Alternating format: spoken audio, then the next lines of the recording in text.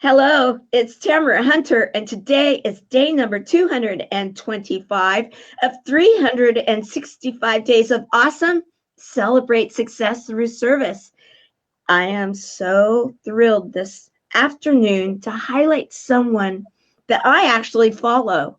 Wink, wink, I do. I eat up everything that this inspirational woman shares because she is so authentic, she is so real. And now I am so honored to say that she is our service hero of the day. Welcome, Cosette Leary. Thank you so much. Oh my goodness. What a beautiful introduction. Thank you. I am honored to be here because I follow you too. And I'm a fan of yours too. So Well, I'm thank honored you. to be here. So thank you so much for having me. It's way too long. However, we were just talking about how timing can be so perfect, and we already have one of our dear Kiss the Monkey friends and love, and another service hero, Joy. Welcome, Hello, Joy, Joy. and hello to you. We're gonna have some Friday fun.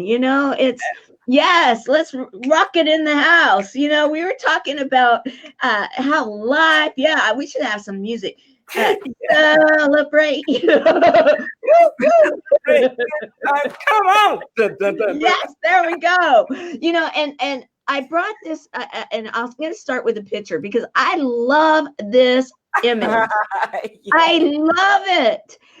Tell me about that image. What was happening? Oh my goodness. That was my very first photo shoot that I had ever had done that wasn't just a headshot. So we were on location shooting these pictures, and I wanted to be by the bridge because the bridge really represented passageway to me, and cars are coming on both ends, this way, that way, and people are passing each other, and lives are just going in motion. And the bridge is so tall and so big and so massive, and I was like, I need a picture by the bridge. And so my photographer, she was like, okay, come on, let's go. So we went over there by the bridge, and I just felt this sensation of freedom, Oh, absolute freedom. And so I opened my arms like that, and I looked up at the sky, and I was like, amen. I was like, I am making it. I am getting the heck up out of poverty. I'm going to bring people with me. And so my arms just flung open in gratitude and excitement. And there was that picture. and that energy, that picture, it's contagious. It is absolutely contagious. And yes, Joy, I, love you and love, both of your energies. And it is an awesome picture, right? Everybody take a moment and just open up. And let's just be grateful because it's like today we're here and we are alive, and our energy, because there's so much to energy, there's so much to celebrating that fact that you're here. And you have quite a story, don't you? So I've been told. Oh yeah, just a bit of one. So much of one that you have a book. And Yes. why don't you tell everybody the name of your book? Because I think it's just amazing. I've got it right here. People can see that's the White House behind me right there. And the title is From Welfare to the White House, How I Reclaim Myself and You Can Too. Awesome. And what that is about is, now we're going to go back, way back into time. Okay, let's go. We're going on a time trip, guys. Yeah, time we travel are. We're here. in a time traveling machine. Okay, I'm ready. Yeah, strap in your seatbelt. We'll go back to 1988. Oh my goodness. And I'm 14 years old, and I am in foster care. I'd already lived in an orphanage and group homes, and I graduated to foster care. And at 14, I'm pregnant with my first daughter. And this is an interesting story with this because, of course, at 14, we don't know a whole lot about life, but we think we know everything about life, you know. And me, Of of course. all people, I had life experience, that's how I got here in the first place. I'm a ward of the court because I've been through some things. I know some things. I've got internal wisdom. Well, I learned a little bit later, like we all do. But the interesting thing about being 14 and a ward of the court and pregnant was that my child was not a ward of the court. You see, because I went into the system when I was 12, she did not exist. So this was like, what do we do here? Because the social workers in the court system, they didn't have funding for her room and board when she would be born, because she wasn't from CPS. She had never been neglected. She had never been abused, nothing, because she didn't exist. So this was an intact child coming into a crisis situation that was not blanketed by Sacramento County. And so the remedy, drum roll please, was hand that girl, give me that drum roll, was to hand her a welfare check. My God, let's put her on welfare. Now, of course, to me, that was exciting. Any teenager who's going to get $400 and something a month, I was rich, but there was a true essence to this, was that was the genesis of me continuing generational poverty. So I went through many, I had Kayla. Hi, Kayla, if you're watching. And then I begot her sisters and her brother. So 4 children later, and many years later, I'm still in poverty. I'm still on welfare.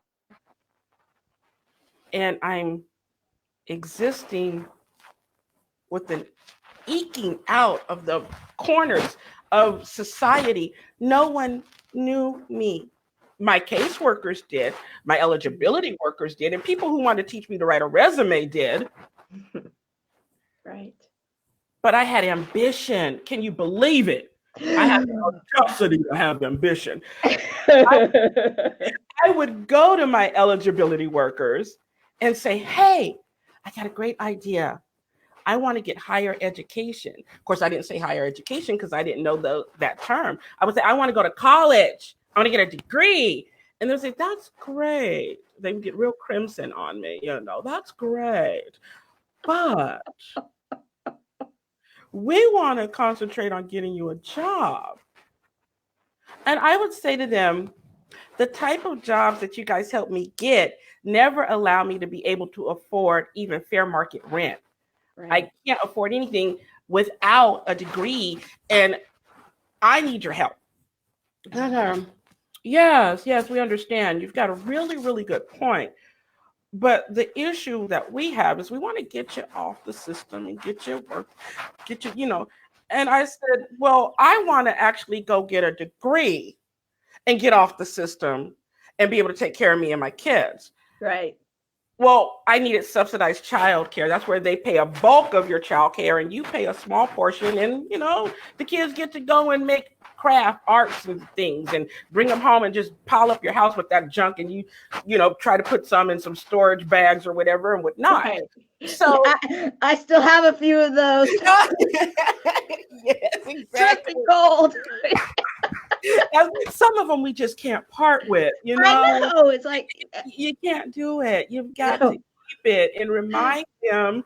And they're like, oh, you still got, because Mike is like, you still got that? I'm like, I'm going to always have that. Exactly. It's called being an MOM, right? Oh, the MOM. Hey, and the thing about it is, in all of that,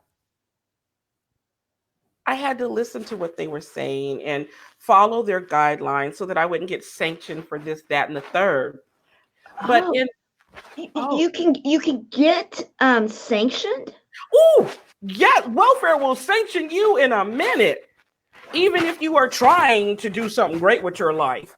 Because I wanted to get a 4-year degree, and they said to me, we don't cover childcare expenses for degrees that don't have, what do they call it? Practical. And I said, what do you mean? They said, well, like nursing, if you got a degree in nursing, we would help. And I said, okay, I'll take that to get started. Nurses make good money. And they said, but we don't cover the prerequisites. Oh. I said, if you don't help me with childcare for the prerequisites, how am I going to get to the clinicals and the practical and become a nurse? And they said, well, that's an issue, and you need to have a support system. Maybe you have friends or family. Well, hello, newsflash! I grew up in orphanages, group homes, foster homes. I don't really got a whole lot of that. Okay, Right, right, So let's right. fast forward on all of this. Years pass, and I'm on that hamster wheel with social services and everything. But I was fortunate to be on Section 8, which is through Housing Authority. Right, right. The reason why I'm going to say I'm fortunate about that is because I had a beautiful Section 8 worker. And I mean, her soul was beautiful. And I would go in her office because you have to go and turn in papers and sign stuff and everything. And I would notice when I would be in her cubicle that she would have very adorable pictures of children, a little girl and a little boy with push pin on her, cubicle. The little girl was often in a little tutu with some little ballerina pose, with a little ponytail and a ribbon in her hair. The little boy was always with a soccer ball. And I had seen their pictures several times, and I would wonder when I would look at them how they had that kind of childhood. Wow. And what would it take for me to give that to my kids? But I was ashamed, so I would never ask her how, about the pictures. Well, one day I did, and I said, "Are those your kids?" She said, "Those are my grandchildren." I said, "Oh." I said, "I see the little boy with the soccer ball and the little girl with the tutu." She goes, "Yes." And she starts explaining, that the little girl is in ballet classes and the little boy is in the little parks and recreation, soccer, everything. And as she was explaining, I was looking at their pictures and I looked over at my little boy. He was in a little umbrella stroller, get like for $13 at Kmart back then. Right. And he had on Mitch Mac socks, ashy knees, and sticky Tootsie Roll fingers. And I remember that very much because the image of him in contrast to their picture really burned in my mind and my heart. And I asked her, I said, how do your family get those kids that?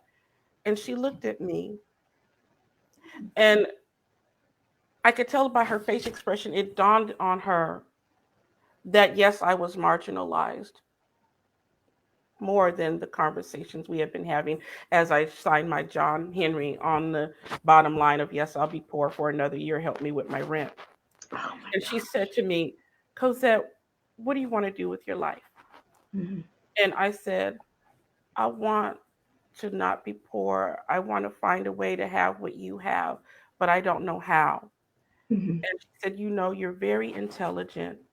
She said, I'm going to do everything I can in my power to help you figure out a way to do better for yourself and your children. Now, that was great.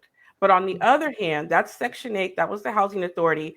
Over here was the Welfare Office. Now, the Housing Authority, with her there, was willing to listen to me, lend me an ear. The bureaucracy of the Welfare Office was like, look at here. We've had this conversation several times already. And we done told you that you need to get this job at Target. Okay? Go to Target and be a cashier and do what you're supposed to do. Well, I was a bit rebellious. And so Not you. I'm like, I ain't working at Target. That ain't gonna help me pay my rent. So I go back to my Section 8 worker and I tell her, what I'm going through. And she said, okay, listen. This is gonna be between me and you. Kind of lean in between me and you. I said, okay, what is it? She said, we, ethically, we are supposed to keep a barrier. We can't cross certain lines. Yeah, we have to have boundaries with our clients. And I said, can you explain that? And she said, well, we're supposed to keep a very professional relationship with our clients and stick to protocol. Right. And I said, okay. And she said, but I know there's something inside of you that you can move mountains. And I said, thank you. So she began to talk to me about things that were middle class norms. And Mm. I started listening to her. And the conversation moved beyond the cute little girl in the tutu and the cute little boy with the soccer ball to what ifs. And I started believing in what if through her. Mhm. And I started beginning momentum. And then one day I hopped in her office. I was excited because I was learning new things, and she was teaching me new things and I had possibility, I was like, and I noticed she had a huge ring on her neck, was outlined in like a black burn, then like pink, and then like red in the middle. And I asked her, I said, what's going on with your neck? And she said, oh, Cosette girl, don't worry about this. I'm going to beat this thing. Don't worry about it. And I said, beat what thing? And she looked at me and she goes, oh, well, honey, I'm battling breast cancer right now. I'm in chemo, but I'm going to beat it. I'm going to beat this. And we are going to get you into where you want. She said, so tell me, we don't want to talk about that. Tell me what you came in here for today. And so I told her what I came in there for. We went over whatever it was that day. And I didn't know much about chemo, but I had heard of it. And I have had nuclear medicine myself since then. So I know now. But I knew I'd heard cancer. I knew cancer, and I knew chemo and cancer went together. So I was worried. But she had told me, don't be worried. And I came in a few more times, and I noticed she had this terrible wig. Looked worse than Carol Burnett with that mop on her head, girl. I've seen them. I actually think I have a couple of them that were given to me. I never wore a wig when I went bald.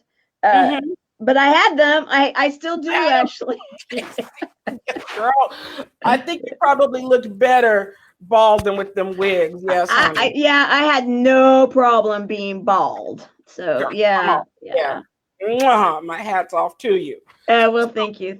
What happened was, you're welcome. I got really frustrated of seeing her with this wig because it wasn't looking right. But I didn't know much about Caucasian people's hair. Right. I was like, I want to get her a wig, but where do you get white people wigs? Because I didn't know, I was like, and I ain't never even had to buy a wig for my hair because mine is, I'm a mixed breed. So I got, so I was like, fine. So I went to the local library and I typed in.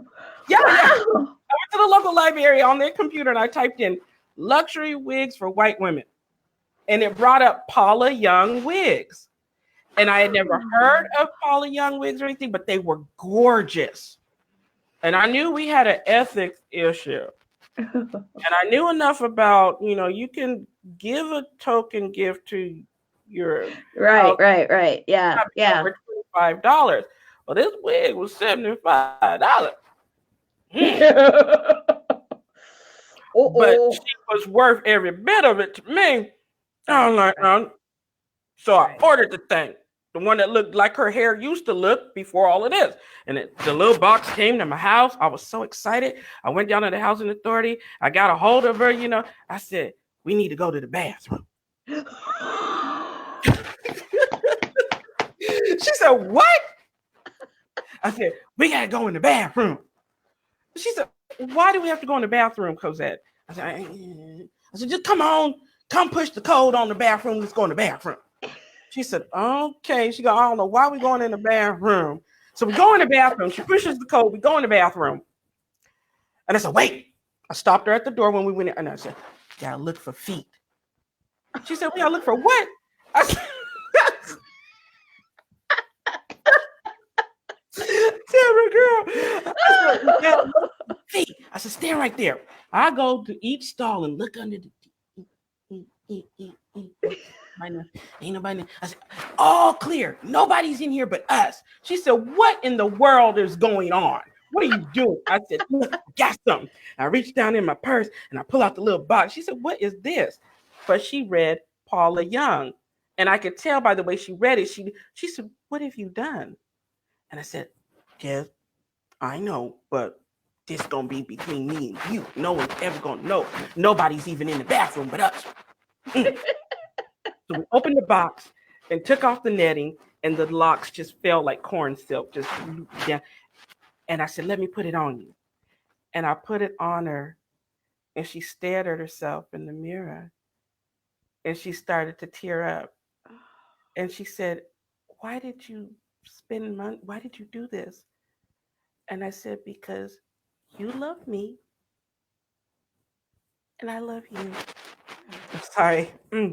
Yeah, no, I'm getting there too. Oh, wow. Yeah. And I said, you're the best thing to happen to me, and you've had a worse thing happen to you. Right. So I want to give you something good. Mm-hmm. I said, so we're going to keep this to ourselves. I said, now you go out of the bathroom before me. They can't Right. come out with this wig with me. And so she went out of the bathroom before me. I waited about 5 minutes, and I left the bathroom, and I went and got back on the city bus and left. Mm-hmm. I didn't, but she had good hair again. Uh-huh. The interesting thing, I guess that's the word I could use, is she had me dreaming. She had me believing. She had me Yeah. thinking I could find a way. Right. A couple of months later, the secretary at the housing authority called me. I was at home. She said, Okay. Cosette, are you sitting down? And I said, no, but I can. I said, what's going on? Why do I need to sit down? And immediately my mind was like, oh, they're going to take my housing from me, Lord. Ah, I'm trying to avoid sanction. They're going to. And so I'm panicking. And she was very quiet. And I paused that I began to feel grief in. And I said, what's going on? Right. And she said, I needed to tell you, we lost Gail on Tuesday. Yeah. And I said to her, I have to hang up now. She said, I know you do. And I went outside, and I looked up at the sky, and I pointed. And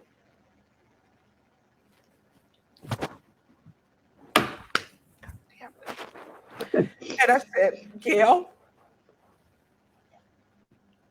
I know you're up there. I said, I'm going to make you a promise.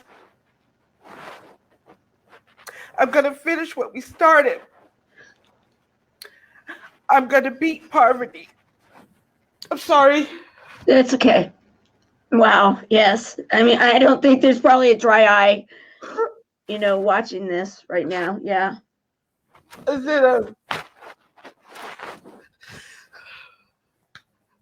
said, I'm going to make you proud of me. And I'm going to beat this thing. Yes. And so I am set on a mission.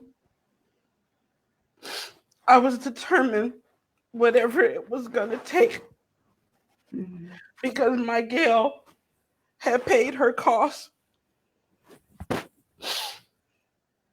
And so I kept believing, Right. I kept believing, even though society kept telling me over and over, don't you know you're poor? What makes you think you can aspire to do these things? I wouldn't listen to them. So one day, I was working a low-income job that the welfare had put me in. I was working at a daycare center, and I tell this story often. People hear it because this is how from welfare to the White House got its start. And the children were napping, and I was doing, pulling out magazine pages so they could glue them on a paper plate and take them home to mommy and daddy, that art that you and I still keep some of. Yeah, I know. I got it. Yes. Yeah. And so while I was doing that this particular day, I came across a magazine called Working Mothers magazine, and I had never heard of a Working Mother magazine. I didn't even know that magazine existed. And I was like, oh, Working Mothers. I used to have a subscription of that. I know that one, yes. I can say that magazine is the very reason why you and I are talking today. Yeah. Said on the cover, 3 women who really know how to raise a ruckus. And I was like, man, I can raise some holy cow manure right now. I'm tired of this mess. sick tired of this man. Yeah. I want to know what kind of records they were doing because I'm ready to raise up something. I'm looking for a 7.5 on my Ruckus Richter scale. Come on. I read the magazine, I read their articles. It was the three women, and one really stood out to me. Her name is Dina Dwyer Owens of the Dwyer Group in Waco, Texas.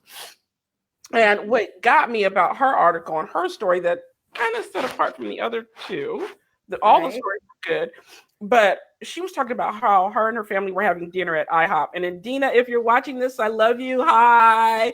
And how they were having dinner at IHOP, and she was paying attention to the waitress. Zoom, zoom, zoom.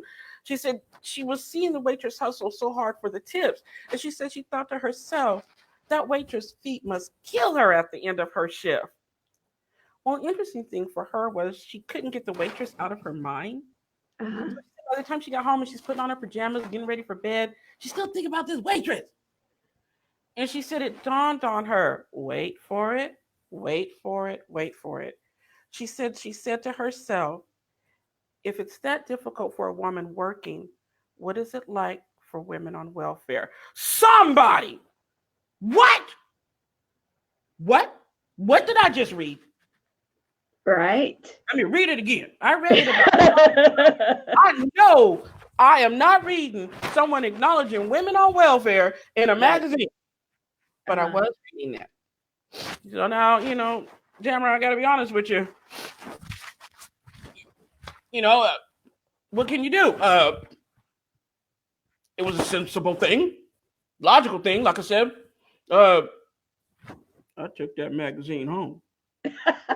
I stole it. Yes, I did. I stole the magazine. I admit it. I stole the magazine. I took it home. And I dialed 411 and I got the physical address to her company and their phone number. And I wrote her a letter. You do that, right? You get a hold of people. Okay, so let's talk about that. Okay, so we went on the time machine. The time machine, we went back to where it all started. Yeah. We went through an amazing, and thank you for sharing that inspirational story. It touched. I mean, I don't know how many times I had to take my classes off because they started fogging up so much.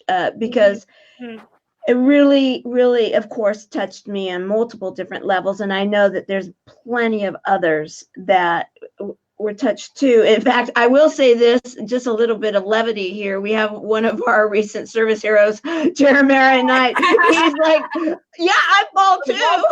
Okay, ball people unite. Let's get it. Woo! So, yeah, and because that story, I acknowledge you for sharing it because of the fact that so many of my buddies, of course, can relate with it in so many ways. And the fact that this amazing woman touched you in such a way that now her legacy is being brought out to the world through someone that she believed in. And that your unconditional love and the exercises that she knowingly and even through her experience in life, possibly unknowingly yet designed somehow, gave you so many tools that you start seeing in yourself. Like, oh, wow, I don't understand what Caucasian wigs or hair would be like, but I know I can go to the library and figure that out. Because I have the intelligence, and she believes in me, and she sees that intelligence in me. So, it's that whole circle of life going on. So now what you're doing in your passion and your purpose, and through your book and through stages, because you're up there, you're out there, you're loving others, you're creating a ruckus. And you know what? I think you should also, may I just nominate you to have a comedy club's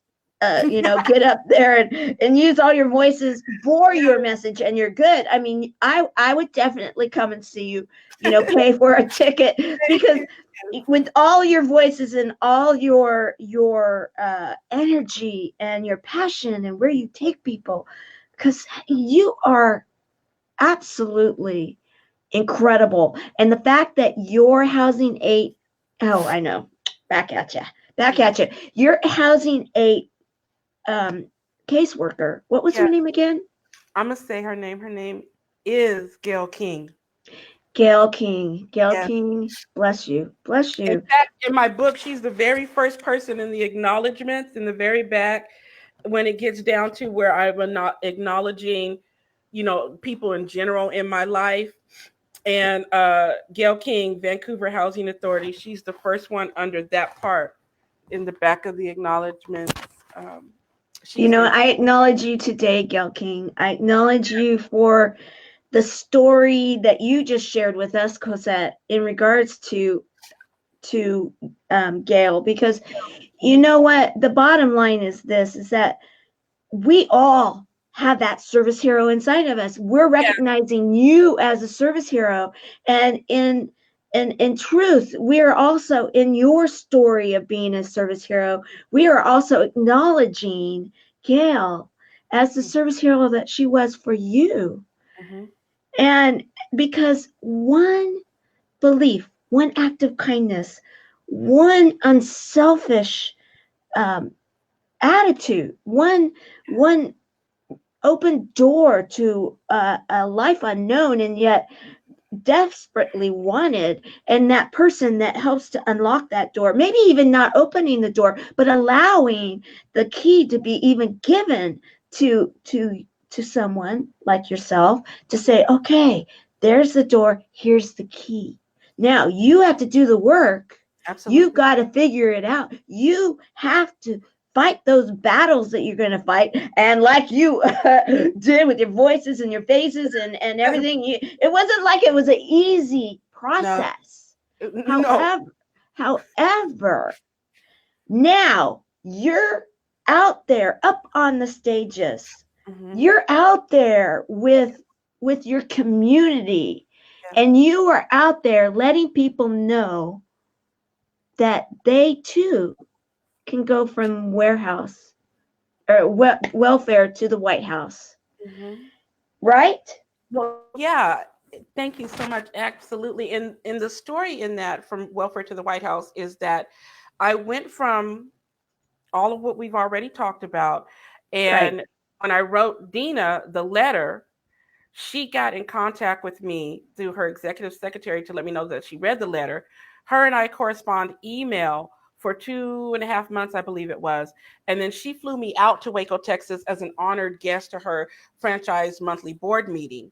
And she told me what a Pell Grant was, what a FAFSA application for student financial aid was. And she said to me, she said, "You articulate so well." I said, "What does that mean? I had never heard that word before." And she said, "Oh, it means that you are able to verbally express your ideas and your thoughts and your feelings very clearly, that people can understand and paint a picture of what you're seeing when you're talking." Right. She said, "I want you to go back, fill out a FAFSA form, get a Pell Grant, and I want you to go to your community college and I want you to take a public speaking class." She said, "I want to know the grade you get from that class." So I went and did just what she said, and I got a B in that class. And that amazed me. And I want to tell you why so much it amazed me, because I took the GED test 5 times before I passed it. Oh. 5 times trying to get that general education diploma. The 5th time I passed it. To see myself get a B in a college course of speaking, public speaking of all things, I was elated. I told her I got the B. We were excited. And that went on to ignite the fact that I knew I could get higher learning. I went on to acquire my degree in public administration. I graduated summa cum laude. Thank you very much. Yes. Yes. Yay. I served in a U.S. senatorial office as an intern for 3 years. That got to Capitol Hill in Washington, D.C., where I served in a congressional office while finishing up my degree and working at Johns Hopkins University as a custodian at night and doing the Hill by day and finishing up my education.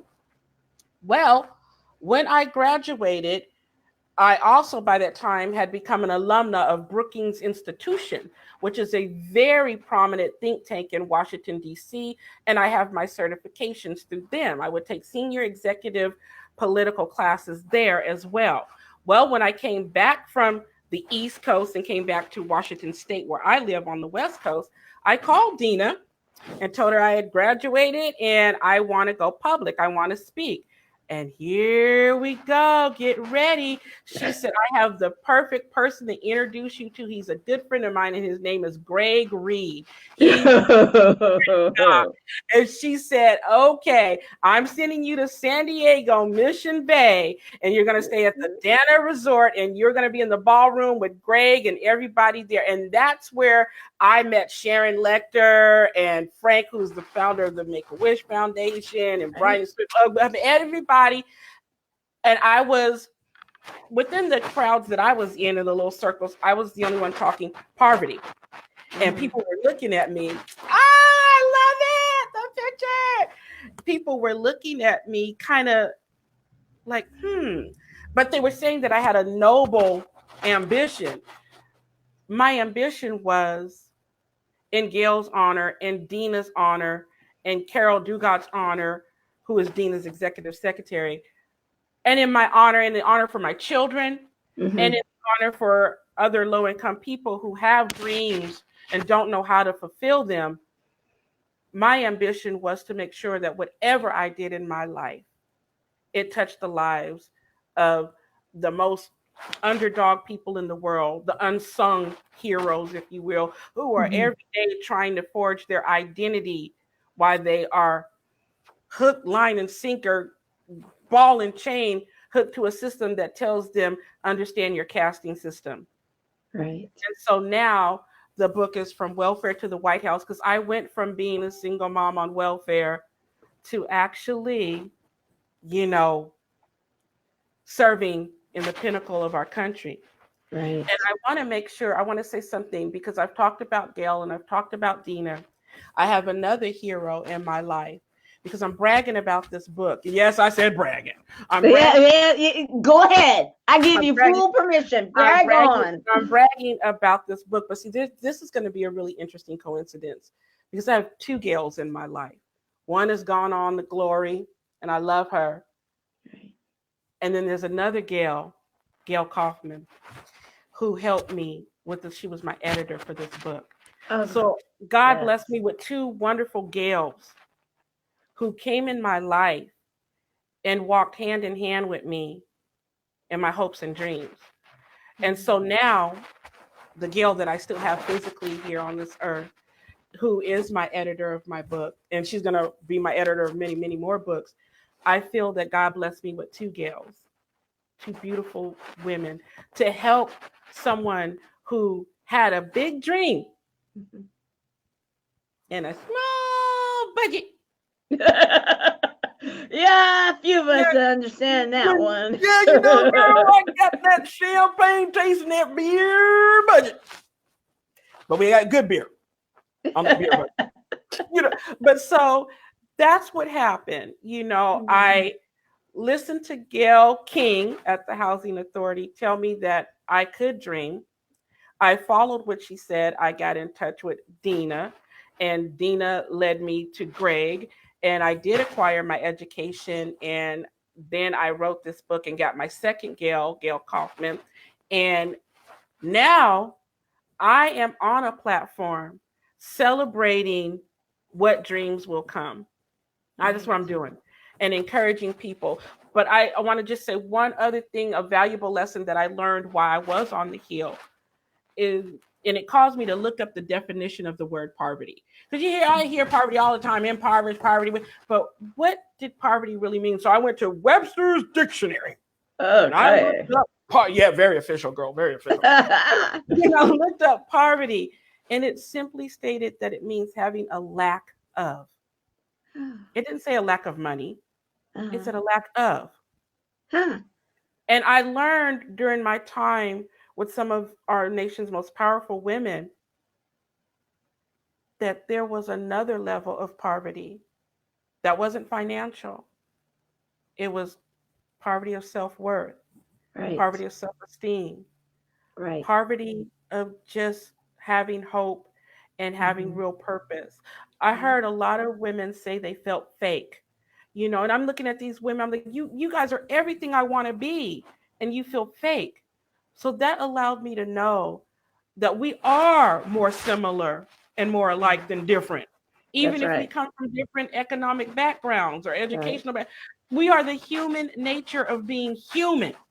And Right. at the root core of that, we all bleed red and our hearts pump. Mhm. And I begin to realize that even though I had poverty financially, I was not the only impoverished person. And that hearts need to be healed along the way, even if they are wearing pointed high heels and good little, oh, that's my other Rachel. If they are wearing high heels that are pointed and carrying awesome briefcases, we all need to be compassionate to each other because we all have baggage. I don't care what nobody says. People always want to say all these great things that make it sound like it's so easy. I'm going to tell you it's not. I'm going to be honest and be upfront. No, it's not. We all Right. go through things. Like I often say, all of us pay the cost, a personal cost to get where we are and to continue going where we want to go. Right. And I don't know the cost you've paid for all of what you've accomplished, but I know it's a heavy one. You don't know all the costs I've paid, but it's a heavy one. But the fact that we know that we pay a cost, that to me gives us permission to say, I see you. Right. I see you. Right. I don't see, you know, your numbers. I don't see your savviness. I don't see your well dressingness. I see you. Right. And that's all that matters to me because I remember being invisible. Mm. But since Gail told me I could be more, Dina said, go do more. My other Gail said, we will produce more. Yes. And you are saying, come sit here and talk with me and share some time with me, and we will give more. Absolutely. Here's one of our dear, dear friends. We featured his picture a few Hey, moments ago. Lim! Yes, I it's love you, LA Lim! Lim is in the I house. love you! I love you, brother! Yes, I Mm-hmm. love him too. He's a service hero, amazing, Yes, he is. amazing Yes, man. he is. You know, Oh, he is courageous. Mm. he amazing. Just I want to recognize something that you said. Mm-hmm. And you just wrote a post, and I actually commented before we went live on this because it I follow this woman, and if you have not read her book or any of her posts, you certainly want to because she has such a gift for of language. She really does. She has a gift of being able to share a story or share a thought that it it can on in multiple layers. You talk about the layers of the onion within a story or layers of the onion within a thought process. Cosette has it mastered, and I just believe it has to come from your heart and come just from you. Yes, you went to school, and yes, I'm sure you've learned, but it's just like you were recognized a while ago from your um, you know, from all the people that have been your team. You are gifted. You are. Thank you. And when you had the post just recently, um, you actually, and I'm gonna bring another picture up because I was capturing them. These are not pictures that you just go and capture off of the internet No. and you actually find them, right? Yeah. When I'm out walking, you know, if I see something that gives me inspiration, I will grab my cell phone and take a picture of it. And these are two things that I took pictures of when I was out walking. And I'll just keep the picture in my phone until I'll feel the spirit move me to write something that has to do with the picture. And Right. then I'll pull the picture up and I'll write a post with that picture. The piano, when I saw that piano, it was sitting on the curb of the street. And I looked at it, and I was like, oh, there's a piano there that's pretty scuffed up and doesn't even have a sign that says free to a good home or anything. And when I looked at it, I was like, wait a minute, get the cell phone. Right. Those are songs gone by. Somebody Right. used to play that piano. So I took a picture of that. One day I was on my way to my favorite Asian Chinese food restaurant and walking the back way of it and behind the back of some of this carpet cleaning or rug company and other building or whatever, someone had threw this couch out there in the back. And I looked at the couch. I said, wait a minute. And I pulled out the cell phone. I said, that couch has been gutted out. It's empty. How many people feel empty? So one day I write a post about that. So Right. all the pictures that I post are pictures that I have taken just when I'm out and about in my life. Yeah. Life imitates life. It does. And in So I've fact, heard. we were talking and I shared with you, and I'm going to share with everybody else because what you write about and your voice is so incredibly powerful. And yet, when you look at these images, some people could say, why did you take the picture? Mm-hmm. Isn't that someone's trash? Or someone could say, what inspired you?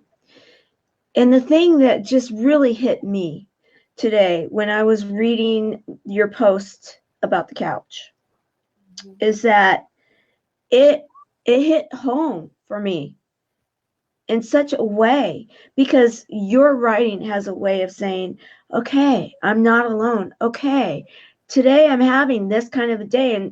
And I have shared it somewhat publicly that I have an elephant living in my room. And when we have those experiences in our lives, sometimes they can create challenges, and we sometimes need to be refilled. We need to find that what is it? Am I a broken couch, or is this an opportunity to see that I just need to take that moment and remind myself I'm not a broken couch, that I I have the bones, I have the frame, I have the ability to rework myself, because that couch right there, when you look at the wood in it, when you look at the bones and structure of that couch looks like it could be reworked. That couch looks like it could be reformed, or recovered, and new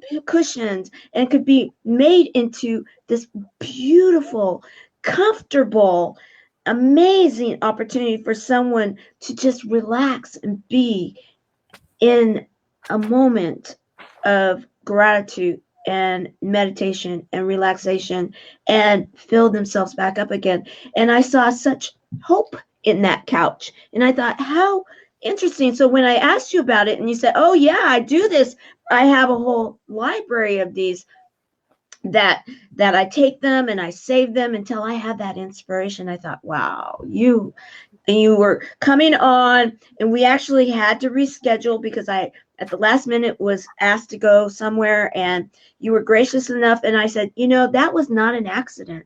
That was perfect timing, because you had just posted this, and it was a moment in time where I needed to see that. And I want to acknowledge you again for being this amazing, humble, and very fun, energetic, inspirational, and yes, talented stand-up comedian with a message. Wink, wink, throwing it out there. Service hero.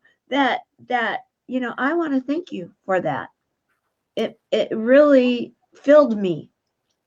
Mm, thank you, Tamara, for saying that, and for trusting us, your audience and me, with something in your heart. And so I want to thank you for that as well, because that's community When Yes. you can do that, you are letting us know that you value us and that you trust us enough to show us some of your true colors. So I thank you for that.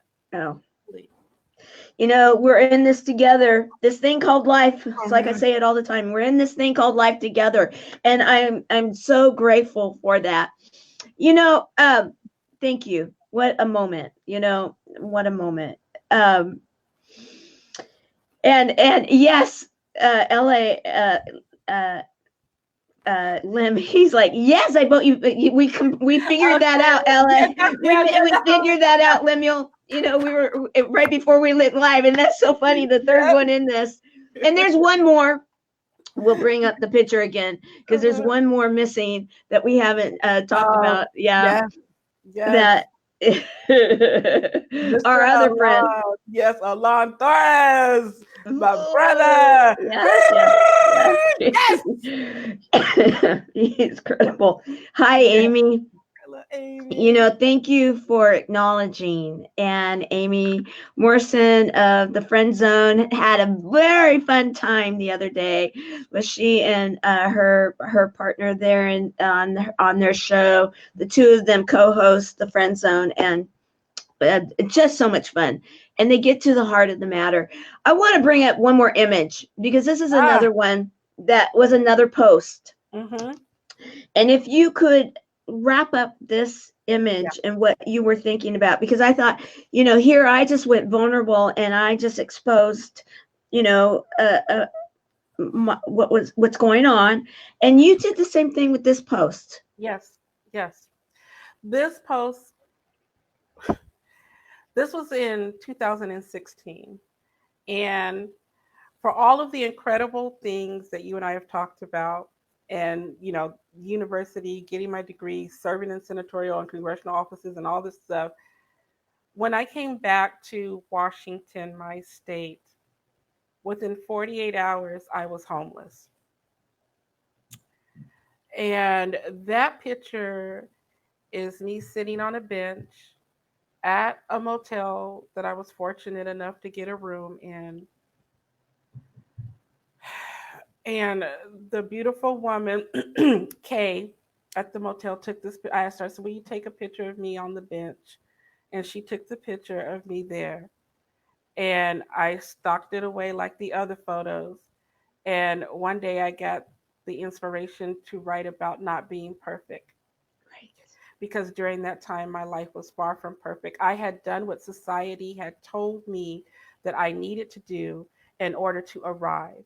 I had Right. gotten higher education. I had acquired status.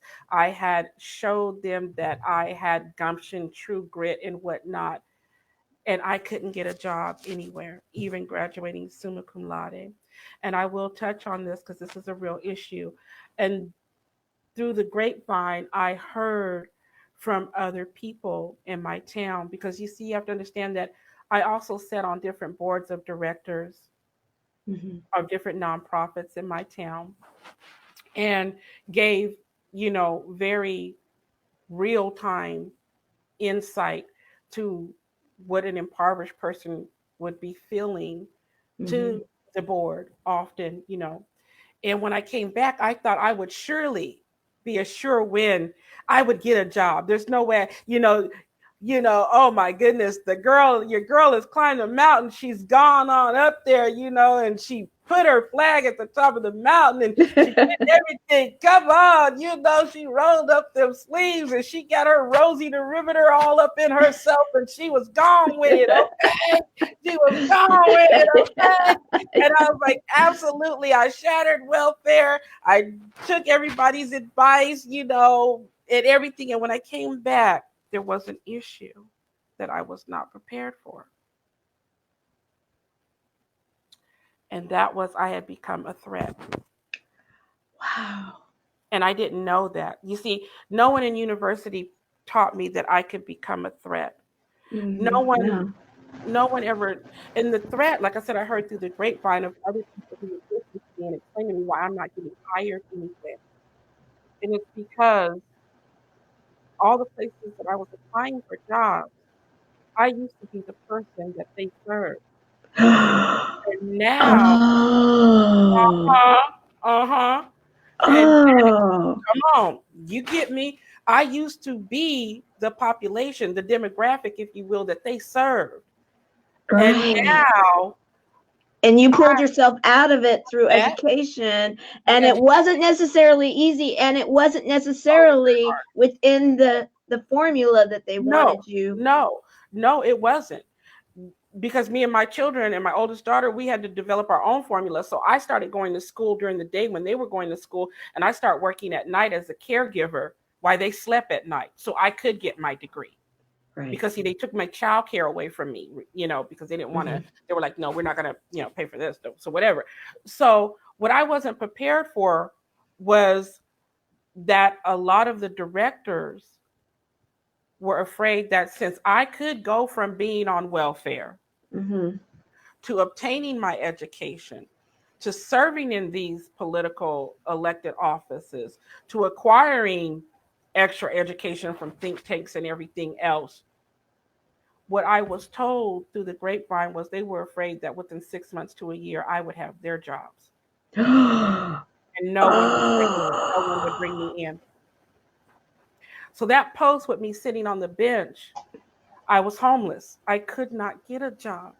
No one would hire me because they were afraid of whatever I had inside of me that gave me the courage, the strength, the insight, and just the capability to rise above the way I did, that I was coming in with some artillery that was going to be lethal to whatever systems they already had in place.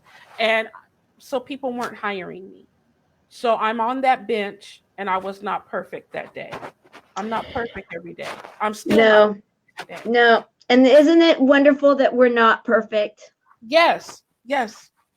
Because And I want to acknowledge you and say thank you for sharing that, because I was at this event last night and we were talking pretty much about this too, is that we are all evolving together. We all can create that community together.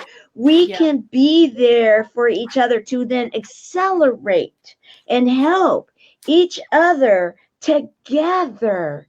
And that acceleration and holding hand in hands and locking arm in arm and believing in each other is what's going to make the difference. And those people that believed in you and helped you and took all those different, if you will, risks, like in the bathroom and yes. and the wig story and just everything. Now you, so many years later, not many, you now have a platform, you have a message, you have a book, and you have your own business. You're fired up and ready, right? Come on, girl. Why'd you say? Ask fired about up me. and ready. Ask about me, girl. You don't know now, you know. Ask somebody. They say, we know that, Coco. I love it. Yes. So that is your nickname, Coco. Yes, so Coco. And Danny, I'm so thrilled you're here. Danny is a woman that she's doing a documentary right now, and I need to feature her here soon. Wink, wink. That's happening here. We're gonna schedule that. And she is a storyteller. So the fact that she's saying amazing story, I want to acknowledge that and highlight that to Cosette, because yes, her story is incredible. Okay, so let's be fired up and ready. It's Friday. Yes, girl. Let's talk about it. So what is this that you're doing with Fired Up and Ready? Fired up and ready. Yes, fired up is ready. Fired up and ready is my speaking. It's my speaking. I bring energy, which people tell me all the time. I bring energy. I bring that get up out your seat. We gonna rock this room till the roof fall in, okay? And I bring that fire. I call it fired up and ready because I bring that fire of rebooting, rejuvenating, getting people to remember why they started doing the things they're doing to begin with. Because so many people nowadays say they're suffering from burnout. Okay, so let's bring value back. Let's remind Yes. you of how important you are Yes. to the circle of life, to the community. And let's understand that we all need each other. So Fired Up and Ready is bringing in that energy to say, okay, you standing over here feeling like this right now, but let's get you to this level. Let's move up. I see you. I know that you can push that reboot button. You can push your start over button. You can have a do over, and your do over is now. It's today. I'm not going to tell you it's going to be easy. I'm not going to try and sell you a 7-step program or whatever. You already are your program. What I'm going to tell you and remind you is that you got to get up out your seat and get up off your ass and live this life that you got with your purpose. Let's go. There. Done. and we've got Robert that's saying, okay, that resonates strongly Come over on. here. Come on, Robert, let's get it. And again, I'm not sugarcoating it and saying that it's going to be easy. I don't bring that kind of message. I tell people that I come from a practical stance, that it's going to take some work.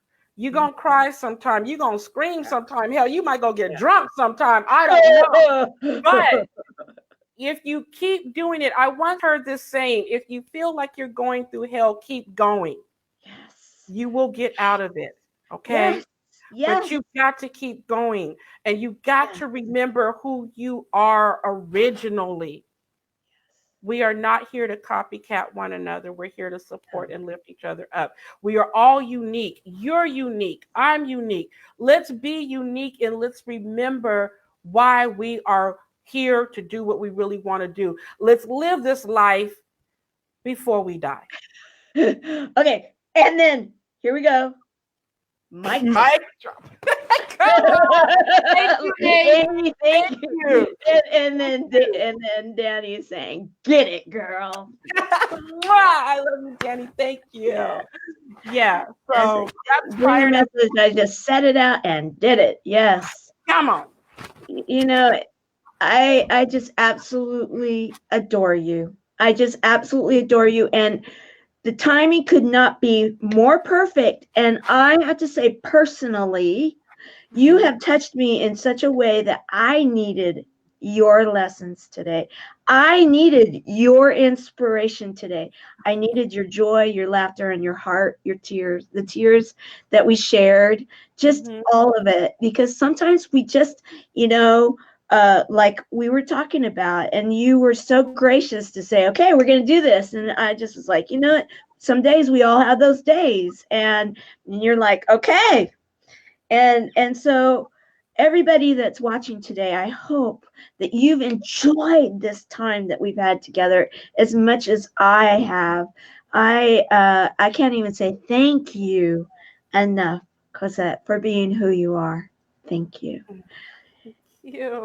Thank you. Thank you. As we close, is there something that you would like to say before we close out? Yes, thank you. Sure. I want to say to myself and to you and everybody that's watching, we all are important. And we all have gifts to give to the world and to ourselves. And there will be times when we will feel like we're not at our mark. I heard someone say one time that the most successful people often don't feel successful. Okay? Yeah. I want you, me, and everybody that's watching, even when we're fired up and ready, to understand that there's going to be some days that we need to be gentle with ourselves. Yes. There's going to be some days. You know why? Because you're not made out of metal and wires. You're made out of a beating heart that works with a living soul inside you. And there's going to be times when the weight of the world, your world, will be felt on your shoulders. But always know that you are strong enough to fight another day. Absolutely. I had made a video one time, and this is what I want to say. This is what I'm saying for this whole thing. We are all gladiators. You all are gladiators. Yes. We are gladiators. And I often would think about how when the gladiator is fighting the lion in the arena, and the gladiator knows with every second that's passing, it may be their last. Right. The audience is oohing and awing and and everybody's making all these sound effects and facial expressions, but no one compliments the gladiator as a champion until they cut off the head of the lion. Right. This is what I say. You wouldn't even be able to cut the head off the lion if you weren't already a champion. Right. So true. You and I and everyone that's listening and watching, we are champions. Mm-hmm. We are champions. And champions skin their knees and elbows. They fall down and get dusty. They get back up again. That's right. And the fact that we're all here right now being like-minded, that's right, girl, get that dust off your shoulders. That's right. That lets us know that on any given day, we are champions because we are still running this race. We are still living our lives. And if there's anybody that feels like they're running on empty, like the couch, right, understand you have the right to feel like that, but understand that you owe it to yourself to not flatline. Yes. Very well said. Very true and very, very needed message for so many.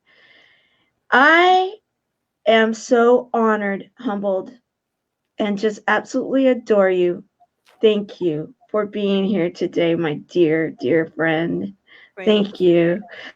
So I'd like to let everyone know that if you go to www.fromwelfaretothewhitehouse.com, you can download this book for free. Oh, awesome. Oh, you can download it for free. Just go to www.fromwelfaretothewhitehouse.com. You know what? Please put contact information because I know that there's going to be so many people that are going to say, I need her on my stage. I need to have her on my podcast. I need her on my, whatever it may be. Yeah. So please put your information in there that they can get a hold of you. And then also put in the information so that they can get the book.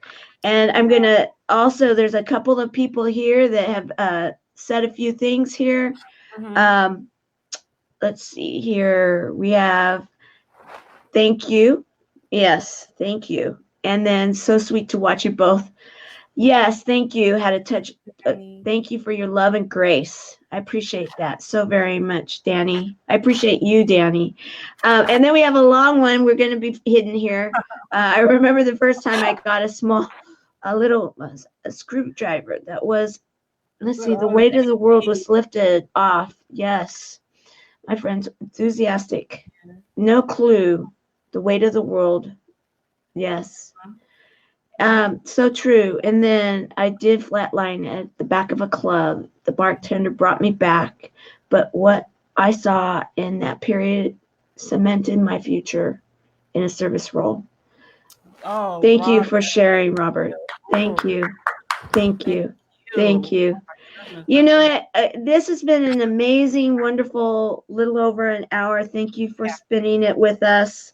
So as we close out day number 225 of 365 days of awesome, celebrate success through service, I want to recognize, celebrate, and just say hats off to you, Cosette Leary, for being the service hero that you are. You are an inspiration. You are full of joy. You have taken a life that many wanted to push you down one road and say, you are not allowed. Not for you. this is not where you're going to go over here. You get to go this way. And you said, no way, no way. And you decided in your way, your little stubborn way, your way of just being able to be fun and say, I'm doing it my way, Cosette's way. And you took that long journey, and you have had those moments where you were on that park bench. You've had those moments that are called life, and you have never let those moments define you. You have, however, taken through your ability to share and see an image and write so beautifully and share with us and help us to be filled, to not be that broken down, empty couch, but to hear the song like the piano and be that song and hear our own music playing and our own orchestra and that beautiful melody of life that is unique to each one of us. And you have a way of being able to see that and do it with some fun and laughter and bringing we're rocking the house and enjoying our Friday together. I just want to say thank you for being you. Oh, thank you. And thank you for having me here. It's been an honor and a pleasure and so much fun. So it was fun. I mean, I've been laughing, I've been crying, I've been wiping my glasses because like I should have had the air going because I didn't know it's gonna be fogging myself up so much, but it's so worth it. So have a wonderful balance of your day. Thank you for spending this time with us, Cosette. Thank you for spending the time with us, everyone in the audience. If you watched it live, please hashtag. I am trying to see when people, because of time, I would love to know if you hashtag live or hashtag replay.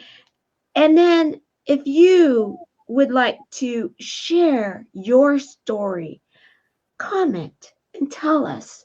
This is a community of people. We are the Service Heroes community, and we are people that are like-minded and are here to serve each other, and we'd love to hear from you. All right, go out and make it a great day.